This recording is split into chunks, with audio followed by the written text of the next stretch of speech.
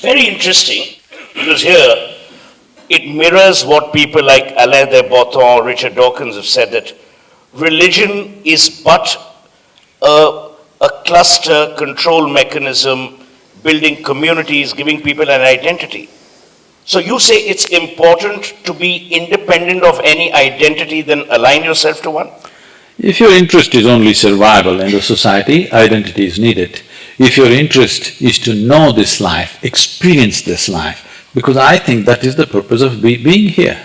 Once we have come here, we should know at least this life. If you're not interested in knowing the cosmos, that's up to you.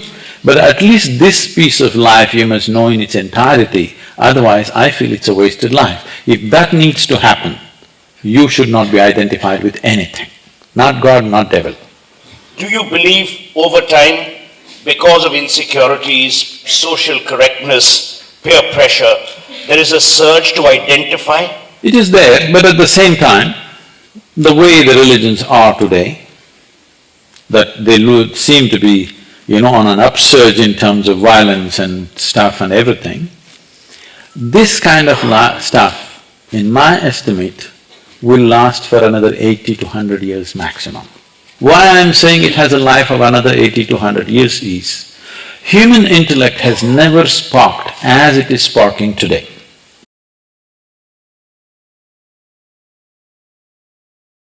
What is your assessment of Indian leaders vis-a-vis others in this respect?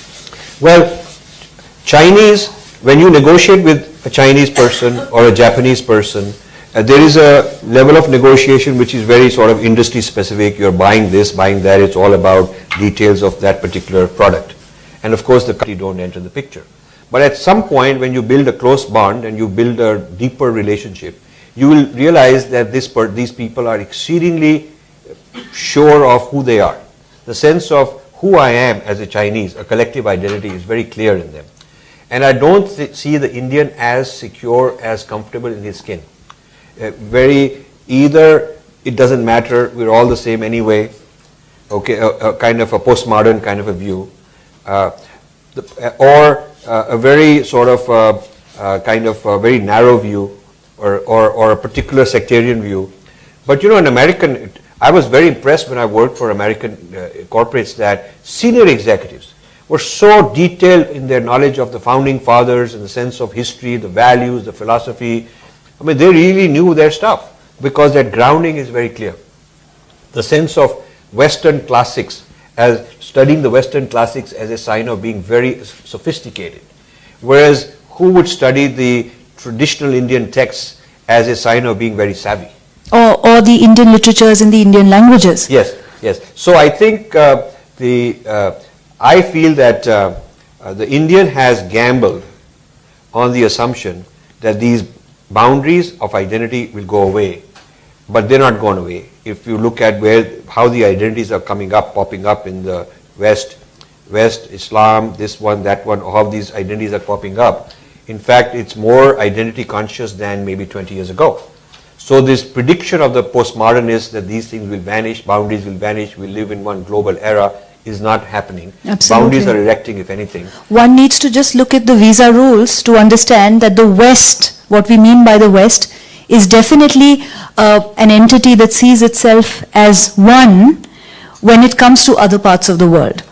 Yeah, and there's also, when Mittal was buying the steel, the French, Arcelor. there was a lot of negative press on him being Indian. I have clippings of that in the French media. Now, and every time there are layoffs, there are huge demonstrations and Tatas, when they had some problems, then they turn it into a ethnic, racial kind of a thing. And I've stayed with the SP Hinduja 15, 20 years ago in Geneva, and he discussed all these things.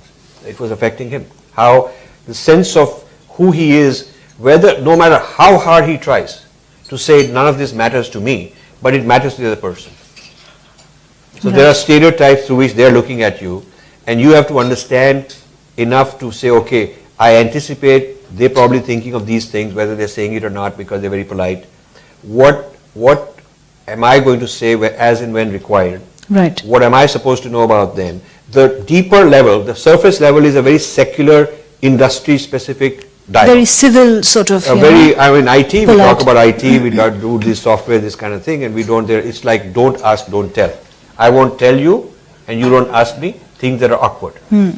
The don't ask, don't tell is an American term.